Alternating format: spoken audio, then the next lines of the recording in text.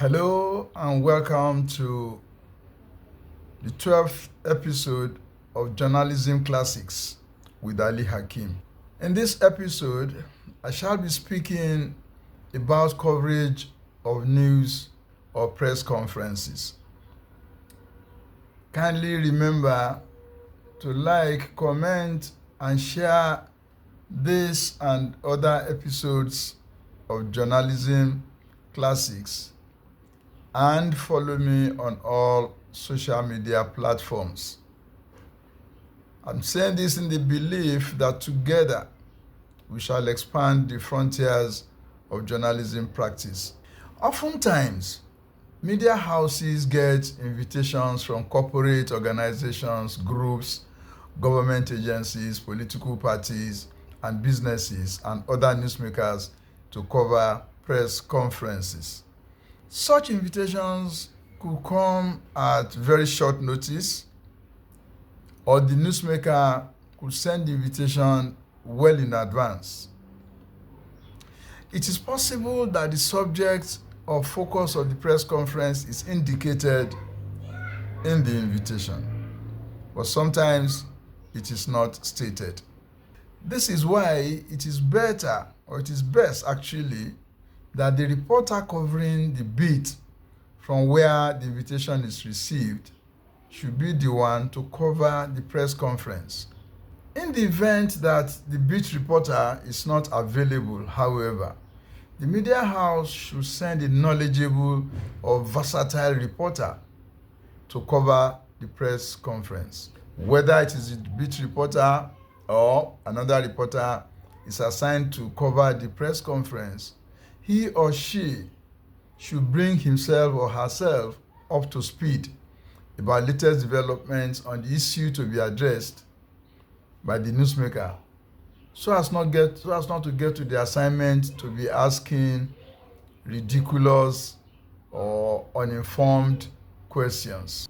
Many years back, as energy correspondent at the News Agency of Nigeria, I was at an assignment where Nigeria was to sign the final investment decision agreement on the sixth train of the liquefied natural gas project with its partnering multinational oil companies. A senior reporter from one of the leading television stations came to cover the assignment. Matter of fact, this reporter was then holding an executive position at the television house, but knew little or nothing about the energy sector. After presentations by NNPC and the oil company's officials, this television house executive person who came as a reporter was given the privilege to ask the first question, but ranted on and on about why Nigeria was signing another investment decision to export gas to countries of the partnering oil companies, whereas Nigeria did not have enough gas. This reporter was serious about this question, that at that point in time, cooking gas was not only very scarce, but was very expensive. Yet, Nigeria was signing an agreement to export gas to Europe and Americas. Most of us regular reporters and officials of the companies present were seriously embarrassed on behalf of this reporter, who did not know that there was a difference between liquefied natural gas, LNG, used mainly to power electricity or in heavy-duty vehicles like ships, and cooking gas, liquefied petroleum gas, LPG. That reporter did not know that cooking gas, LPG, and liquefied natural gas, LNG, are two different things totally. You see why you should update yourself and bring yourself up to speed before attending a press conference or before going to any assignment at all. Another suggestion when covering a news conference is to pay particular attention or greater attention to the question and answer session. that usually follows the address presentation. I say this because there lurks the real story, particularly if reporters at the news conference are bold and versatile, and they also understand the issue or issues presented to them. In almost 100% of press conferences, the newsmaker will present only those things he or she or the group or corporate organization represented wants the public to know. If, as a reporter, you are atop the situation or the issue being presented, you will be able to ask germane questions that will further enrich your story. If you're a more experienced reporter, matter of fact, you seek for an exclusive interview with the newsmaker, and there you can ask the questions that will make your story stand out from the rest that will be published by other media houses. After all, media practice is about competition.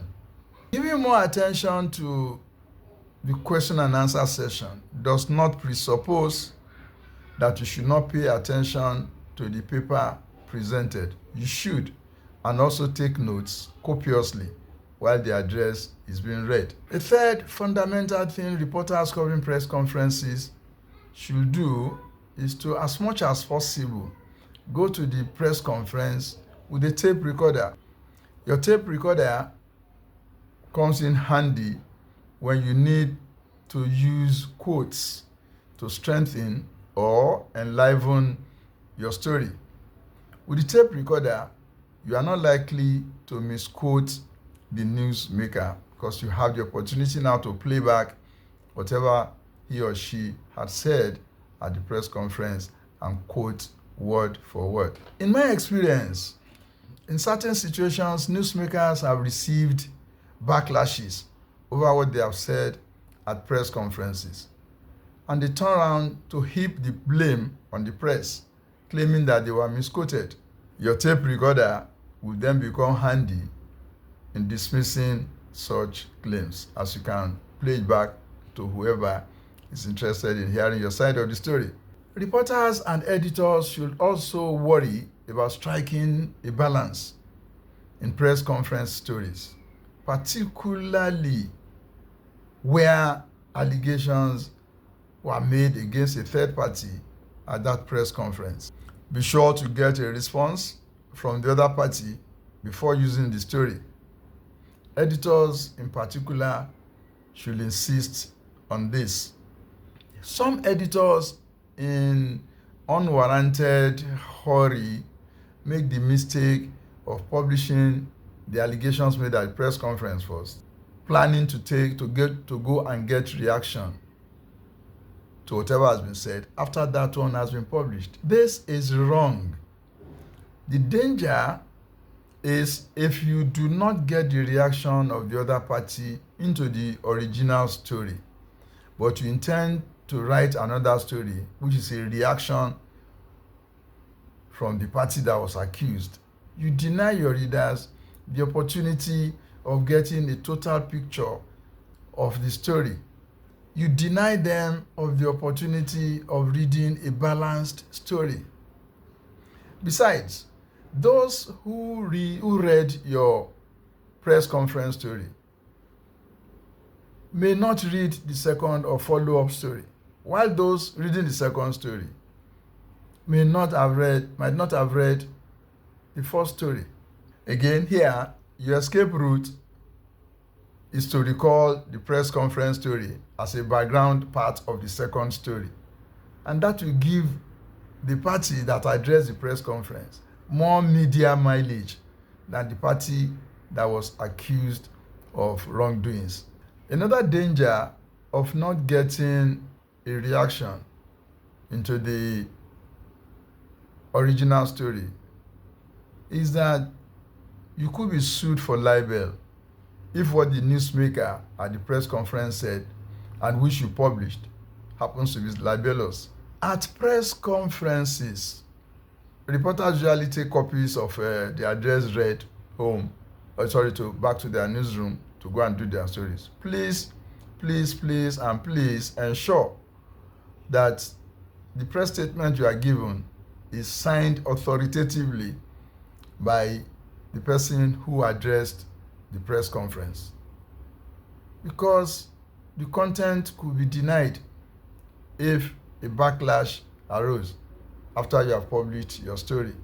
These are some of the guidelines you need, but not all actually, to cover press conferences successfully. Next Sunday, God willing, I shall be speaking about handling of press statements sent to your office, and there are a few differences between it and what obtains at news conferences that you attend. Kindly remember to like this and other episodes of Journalism Classics with Ali Hakim. Comment on them, share them to your other contacts, and follow me on all social media platforms. See you next Sunday, God willing. Thank you and bye.